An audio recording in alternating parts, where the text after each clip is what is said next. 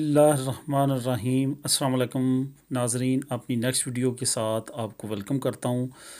میں حاضر ہوں آپ تک کی خاص نیوز کے ساتھ، تو چلتے ہیں اپنی ہیڈ لائنز کی طرف۔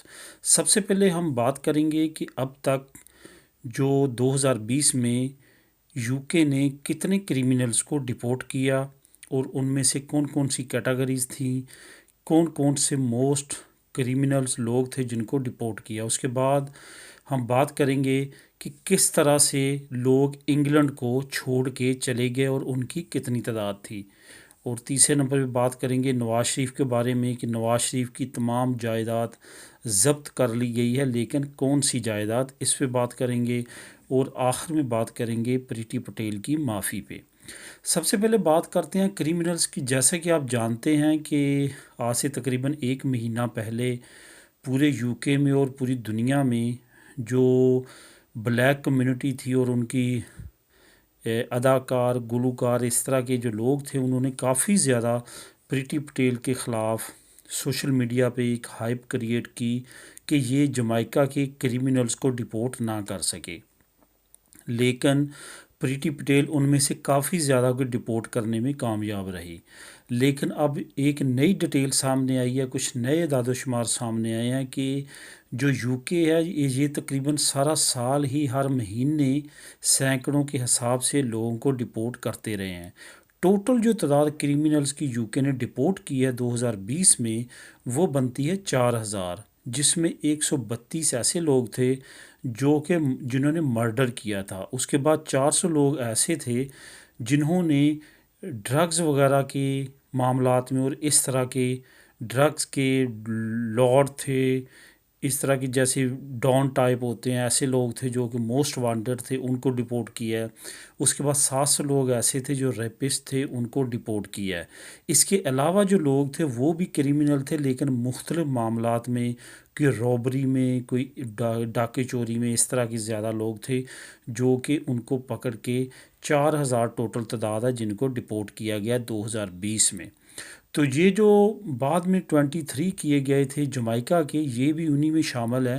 لیکن اب تک کے جو اعداد و شمار آئے ہیں ان میں سے سب سے زیادہ کریمنل جس کنٹری کے ڈپورٹ کیے گئے ہیں وہ جمائکا کے ہی ہیں۔ اس کے بعد بات کرتے ہیں کہ کتنے لوگ اب تک جو ہیں یو کے کو چھوڑ کے جا چکے ہیں۔ 1.5 کی راؤنڈ فگر آ رہی ہے، جس کے مطابق امیگرینٹس تھے تمام کے تمام جو کہ یو کے کو چھوڑ کے جا چکے ہیں۔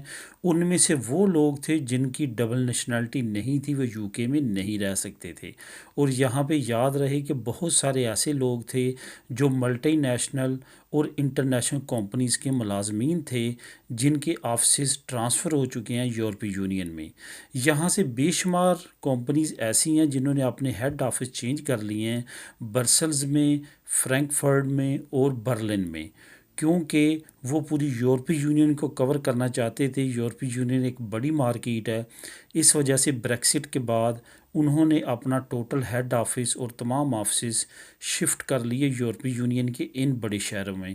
ان کا مین جو ٹارگٹ رہا ہے وہ زیادہ تر برسلز میں گئے ہیں اور فرینکفرٹ میں گئے ہیں، لیکن کافی تعداد میں تیسرے نمبر پہ جس کے سٹی میں وہ ٹرانسفر ہوئے ہیں وہ ہے برلن سٹی۔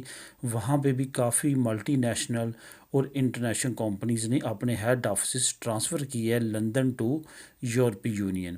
اس وجہ سے 1.5 تقریباً 15 لاکھ کے قریب جو لوگ ہیں وہ یہاں سے جا چکے ہیں یو کے سے، اور اس کو کافی زیادہ ناکامی سمجھا جا رہا ہے برٹش حکومت کی کہ ان کو ایسے پیکیجز دینے چاہیے تھے ان ملٹی نیشنل اور انٹرنیشنل کمپنیز کو کہ ان کے لیے خاص اپنی ڈیل میں یورپی یونین کے ساتھ جو انہوں نے ڈیل کی اس میں ان کو اگر خاص جگہ دیتے تو شاید وہ کمپنیز اپنے ہیڈ آفس ٹرانسفر نہ کرتے۔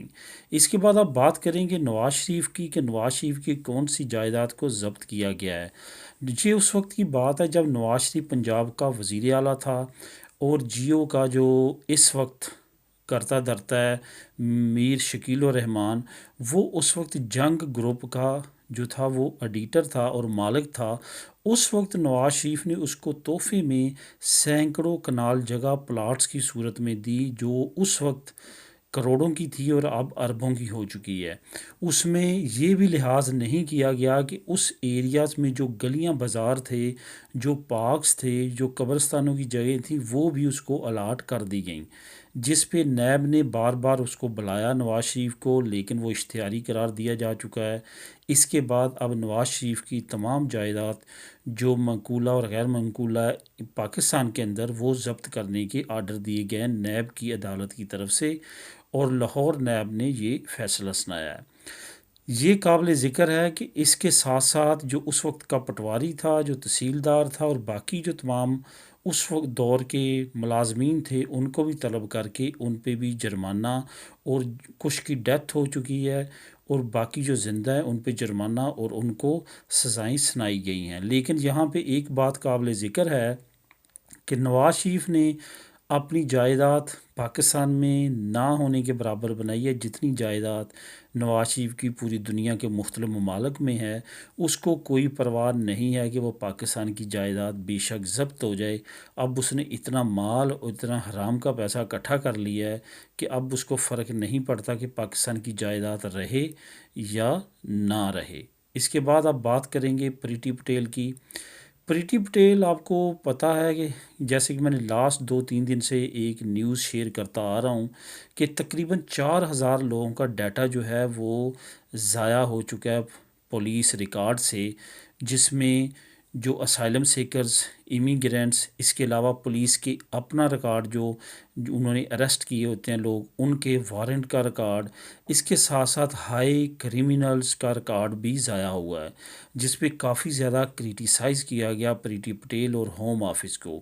اس کے ساتھ ساتھ لیبر پارٹی کے ممبران نے آج سے 2 دن پہلے کہا تھا کہ پریٹی پٹیل کو لازمی طور پہ ایکسیپٹ کرنا چاہیے اپنی غلطی کو، اور لازمی طور پہ ریزائن کر دینا چاہیے۔ ان کا یہ بھی کہنا تھا کہ اس کی جگہ اگر کوئی اور وزیر ہوتی تو اب تک ریزائن کر چکی ہوتی، لیکن فائنلی پریٹی پٹیل نے تمام حالات و واقعات کو دیکھتے ہوئے کہ کہیں ایسا نہ ہو کہ اس سے ریزائن مانگ لیا جائے یا زبردستی اس سے کہا جائے کہ ریزائن دو، اس نے آج پارلیمنٹ میں معافی مانگ لی ہے اور کہا ہے کہ یہ غلطی ہوئی ہے۔